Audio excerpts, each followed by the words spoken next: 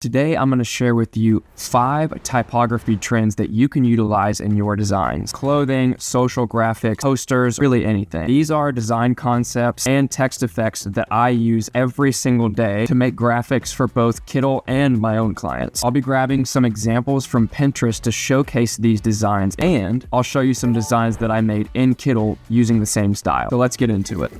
Trend number 1 is all about layering your text behind and in front of elements and pictures in your design. Depending on how your graphic is structured, letting some of those design elements and cutout style pictures live just slightly on top of your text is a great way to kind of manufacture a sense of depth perception to your viewer. It can make things feel less flat and really just livens up your designs. I'll sometimes just add extra elements to a design just so that I can have something be on top of the text because it's just nice. In this example time-lapse I made, you can see the live process of figuring out the best way to have my text and elements find a sense of balance. Another great thing about this trend is it's present across multiple design styles, not just one. So if you can add this trick to your designer's tool belt, you'll be another step closer to being a really well-rounded designer. Also, I made 3 templates in Kittl utilizing this design trick that you can play around with. You can find those in the description. The second typography trend is accent text, or the use of extra text elements and text blocks to help your designs feel a sense of balance and structure. When we think about what can fill space and create balance, the most obvious elements are the core design or core title element itself, or maybe some shapes, some icons. The less obvious option is just more text, if it's done right. In these examples, you can see how just a simple text box changes the whole weight and feel of a graphic. I like to think that this idea came out of like those little disclosures, like when the movie starts and it shows you the rating of the movie, and then there's that text stream at the bottom that's just way too small for anybody to ever read, or the text at the top or the bottom of an ad or a billboard that you're driving 70 miles down the interstate and you'll never be able to read that ever, but it just looks cool. It makes the design feel more structured, more balanced, more like a box and something that's full and not just have elements scattered around with no border. And sometimes if it looks cool, you just gotta go for it, even if you can't read it. In this time lapse, you can see that the core design is coming together really nicely, and you can stop there. But sometimes adding a little sum on top, the bottom, or the corners of your design can give it a completely different look and feel. Try to play around with the kerning or the space between the letters, as well as the line spacing, to see how it changes the look and feel of your design. When things just aren't feeling right, this is most often the first thing that I'll change to see if it fixes the issue and makes things feel better to the eye. Just like the first trend, I've linked 3 templates down in the description below so you can practice this trend yourself. Coming to trend number 3, this one is all about unique display fonts. I like to think that the font that you choose in a design is the most important thing when creating the right feel. If you disagree, that's totally fine. Let us know in the comments or my phone number. I mean, I also think about company logos that are solely just word marks. The fonts used in those logos play a massive role in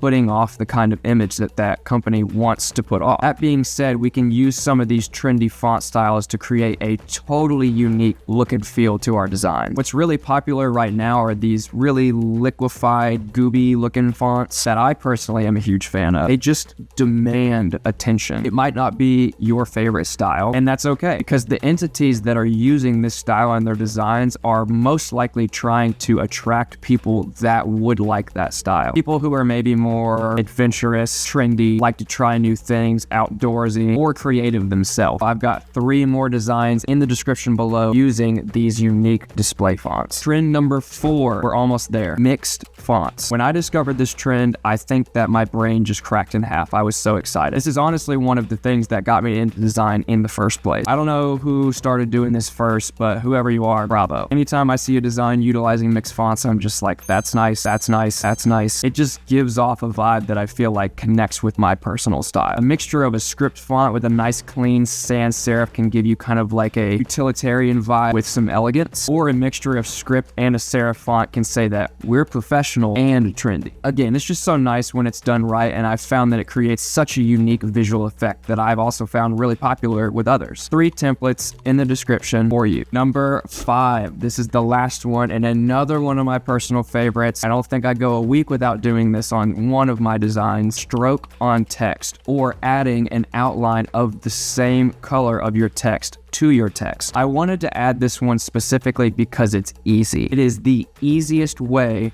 to make your text a little bolder, kind of puffy, look like it was printed or like a puff print text. It also gives off just kind of an ink bleed feel without all of the complicated action. This is also another trend that can be applied to a bunch of different design styles. I find that this style looks exceptionally good on merch. It gives the design more of a human and less digital feel. Bonus tip is you can also utilize a stroke around your text that's the same color as your background to create this really cool cutout effect around your text when you're layering different text elements. Most often, I'll use this effect when I'm using a nice, clean, all-caps sans serif, and maybe something above it that's script that has the ligatures that loop down, but I want those ligatures to loop down but not touch, so I'll add a stroke around that script text, and it creates a cutout. And it's just really nice and clean. This is usually an easy win for making a super attractive title element. And just like the others, I've got 3 more templates for you in the description below for you to utilize this style yourself. So hopefully this video was helpful both in explaining different typography styles that can level up your designs and showing you just how easy it is to do in Kittl. Be sure to comment below what other kind of typography tutorials you want to see so I can make those for you. Don't forget to give this video a like and subscribe to Kittl, and I'll see you in the next one. Peace.